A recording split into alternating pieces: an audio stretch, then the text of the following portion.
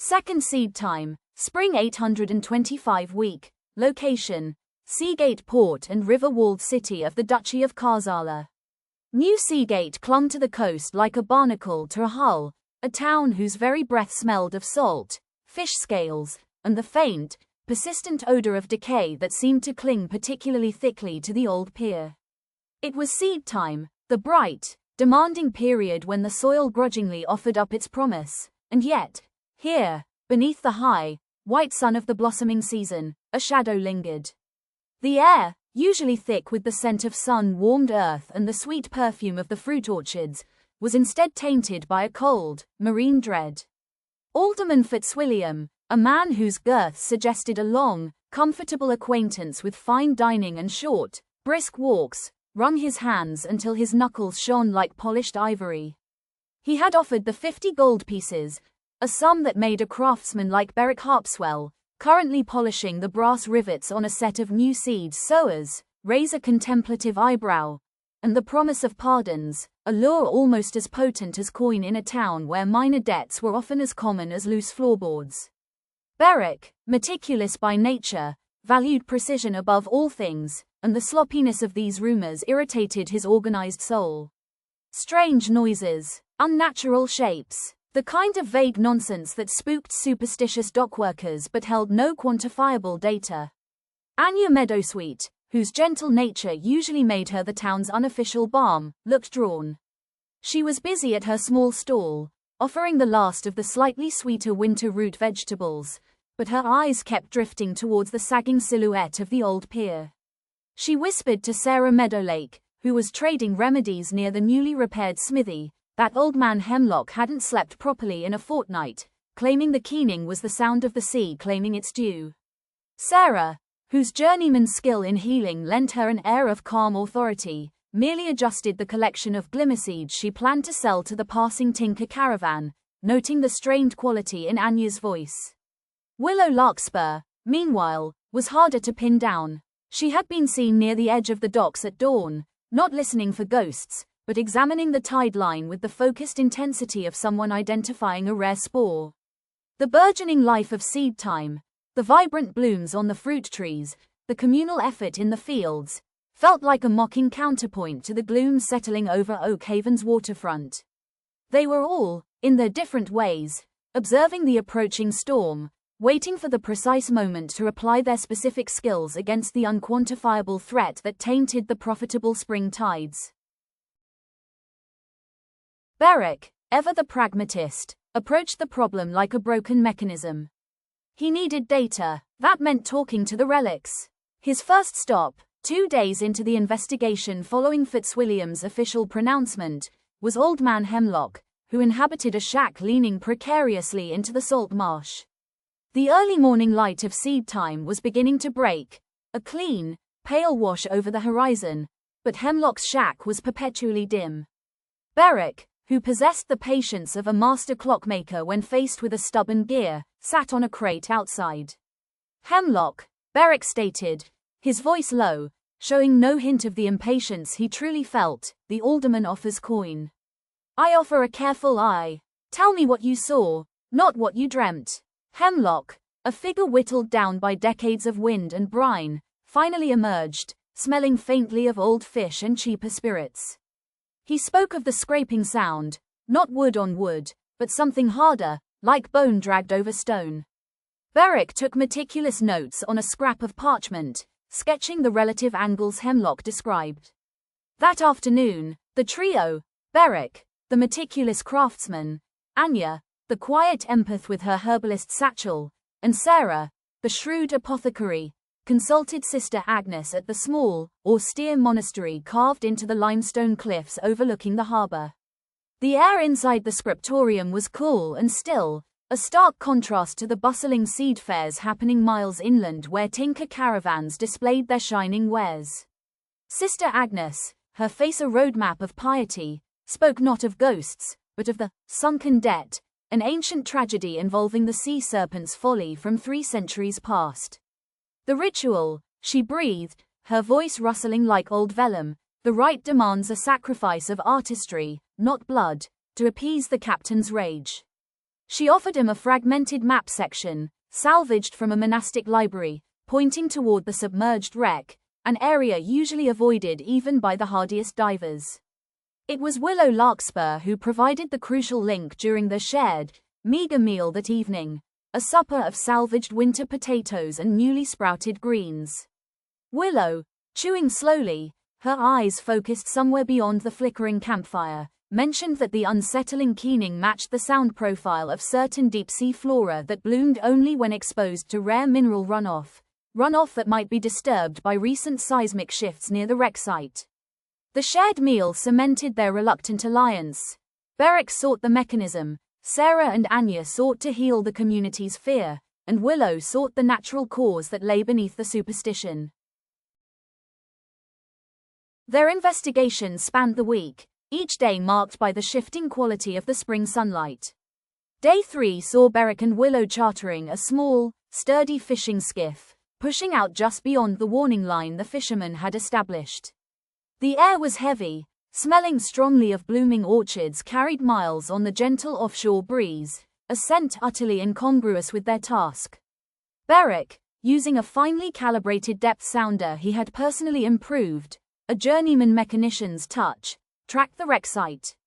The water, usually a relatively clear emerald near the coast, here turned a viscous, light-swallowing grey.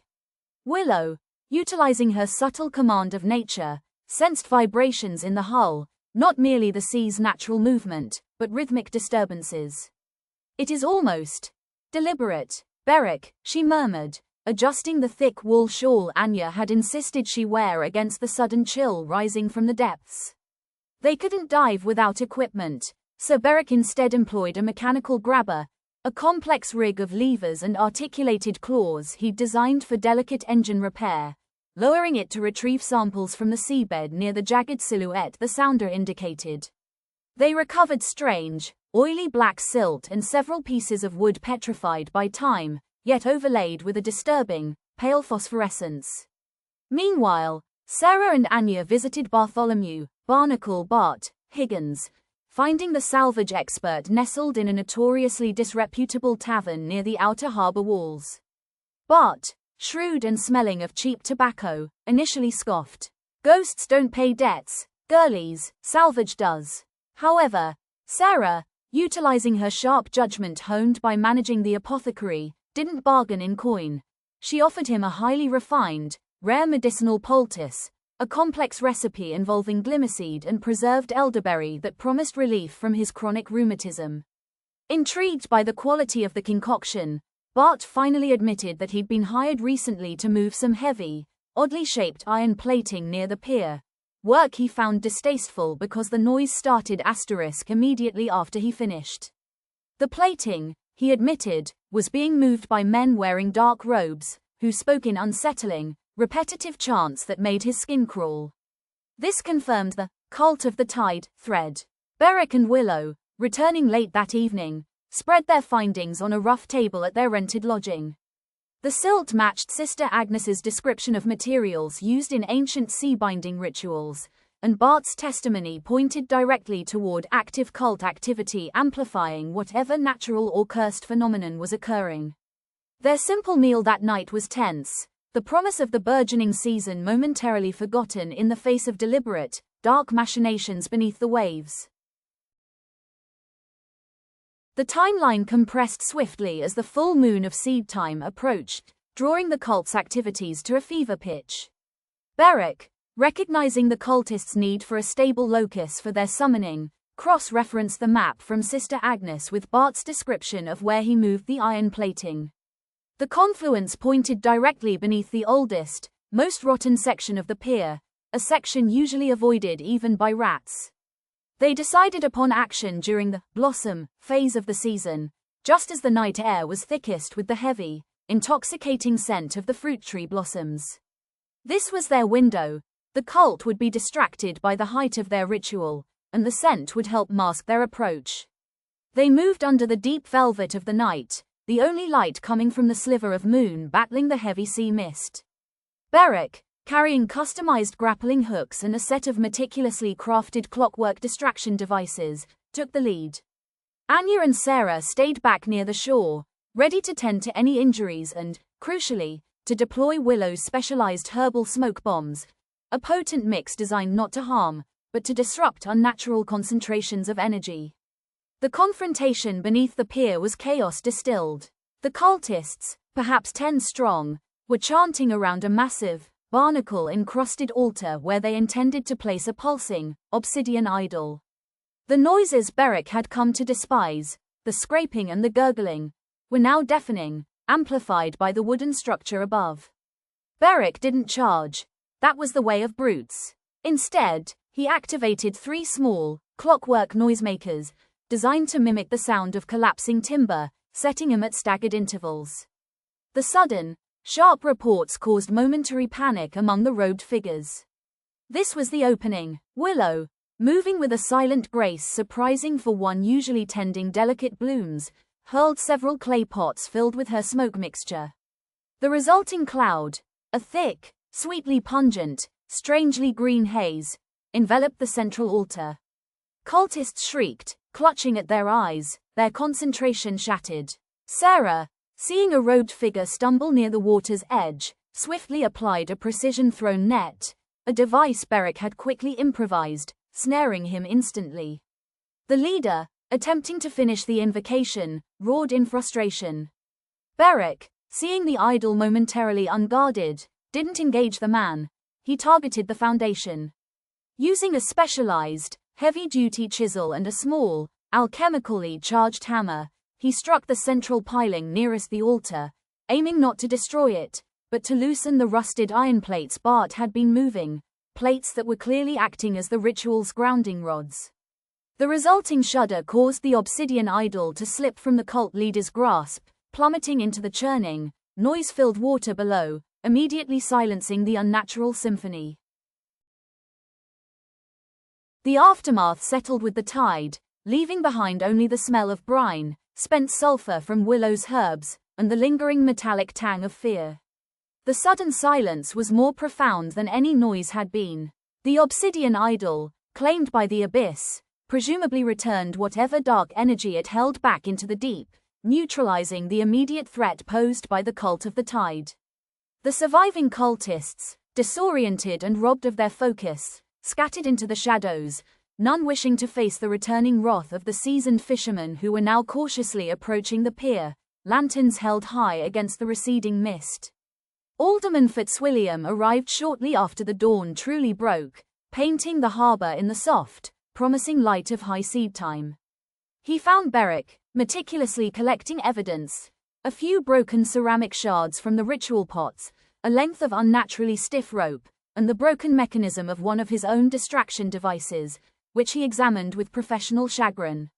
He presented his findings to the alderman, not as a tale of vengeful ghosts, but as a clear case of dangerous, opportunistic fanatics undermining the town's commerce. The 50 gold pieces were paid, a transaction handled with Beric's usual precise accounting, ensuring he received his exact due. Anya and Sarah, tending to the few minor scrapes sustained, felt the communal tension ease almost visibly. The quiet strength they offered was suddenly validated by the return of calm. Willow, having spent the morning gathering samples of the disturbed flora near the tidal line, the bioluminescent parts of which were already fading in the strengthening spring sunlight, secured a rare specimen for her studies, seeing this event as a lesson in the toxic interactions between natural phenomena and human folly. The herds were already moving toward the higher pastures.